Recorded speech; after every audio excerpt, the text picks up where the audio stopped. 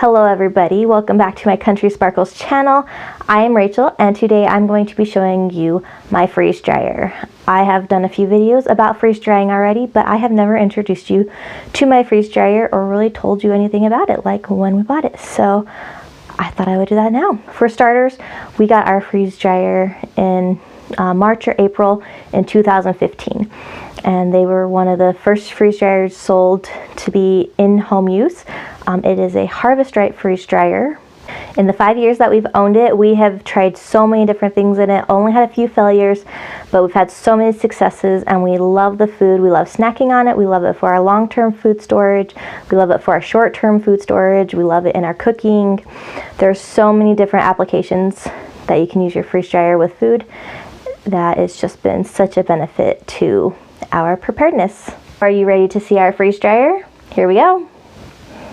We'll just start right off the bat by going into our mechanical room, which is where we have chosen to store our freeze dryer, because above it is the laundry room. And so when this thing kicks on to vacuum pump all the air out, the pump can be a little bit loud.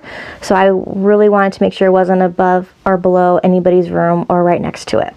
So that's why we have chosen here in our basement. We have got it on this Rubbermaid cart. It is a size medium. We just got this off of Amazon. They also sell them in Harbor Freight last time we looked. And our freeze dryer, when we got it in 2015, they only had one size, and you could choose between a black front or a stainless steel exterior, not just front. And we chose the black, and I'm still happy with that choice. It's very neutral and can go with any style of home at kind of any period, so it's pretty timeless.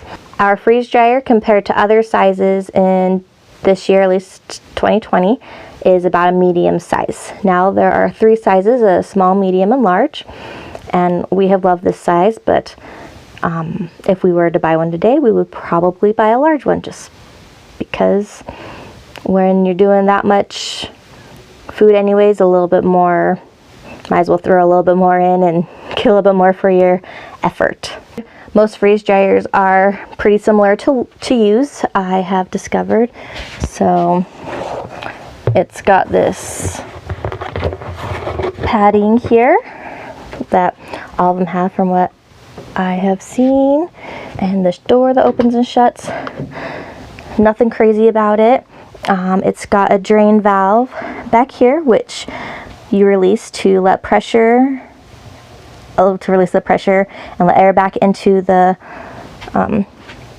cylinder here. After pressurizing, once your food's all done, you open this lever like that to let air in, and then as the ice inside melts from the moisture that was taken off of your food, it'll drain through here and drip down. My husband has added this Y piece inside the tube that is not typical, but that way air can pull out from the top too instead of just from the bottom, because then from there the water drips down and goes down here into the tube, and it collects here in our water bucket. And this is pretty full. I actually need to empty that. But if without that little gold piece, before that I had to check this very religiously to make sure the end here wasn't in the water, because if any water is sucked up into the machine, it's not the greatest. You don't want that filled up with water. So the silver Y or the gold Y there is just a precaution to help prevent that from happening. And so you've got your water bucket underneath here, and personally we just pour it right there in our water collection area in our mechanical room. And so that is how it collects the water, and that's one reason we love this Rubbermaid tool cart, because it's just so diverse and fits this machine perfectly for our needs. Let's see over here. So we've got our screen. It is not a touch screen from what I understand. The new ones have a touch screen. Ours is controlled by knobs on the side, and I'll show you how it turns on. And that is it. It presets itself to freeze for 9 hours, and then it predicts that it will take about 7 hours to dry, but that really depends on how much moisture is in the food. And luckily the machine, at least our machine, has a moisture detector inside, so once the moisture level is low enough, then it actually starts counting down the time, but not until it's reached a certain point of drying already. So it will adjust itself, and I can also manually adjust the amount of time I want to freeze or not freeze. If I pre-freeze things, I'll sometimes turn the freezing time down, and drying, I can make it go up or down, but with that moisture sensor gauge, it really does all the predicting that you need done for you. There is the vacuum pump. Ours has oil in it, and I have a different video telling you how we filter and change our oil. So go check that out if you're interested. In 2020, they also have oilless pumps now. I've never used one of those, but I hear they are pretty cool. So do your research if you are interested in one of those. On our pump here, my husband added this extension rod and this easier to open and shut valve. It came with this little piece right here instead of the extender bar that we put on, and then that knob. It came with this already attached, and all you do is you twist and untwist the top part to let the oil out. So we just made it a little longer just for easier access. That's all. And then we're super fancy, and we have a bucket down here to catch any oil when we decide to change it out and filter it. So I will empty it every time and filter out the oil just to keep the oil fresh and ready to go every time. We also have a fan that we blow on it just to keep the pump cool, or at least cooler, while it's doing its work. I can push the button down after it's been freezing to defrost all the ice in there if I don't want to wait a day for it to defrost itself. And I added this vinyl instructions here so I don't forget anything when I'm loading in food. Then I have to remember to close the drain valve, check the door ring to make sure it's tight.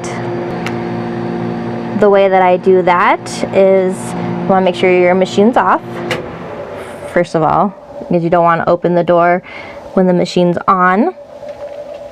In the freezing cycle, it's not so bad because it's only cooling off just like a freezer, but once the pump's on especially, you don't want to mess any of that up and try to open the door while it's trying to vacuum seal it. And once it's all the way vacuum sealed, the door should actually be stuck to the rubber ring, so you shouldn't be able to open it. But I don't even try because you just don't want to mess it up. And how you adjust the rubber ring is in the door, you just pull this out just a little bit just to make sure it has got a good seal.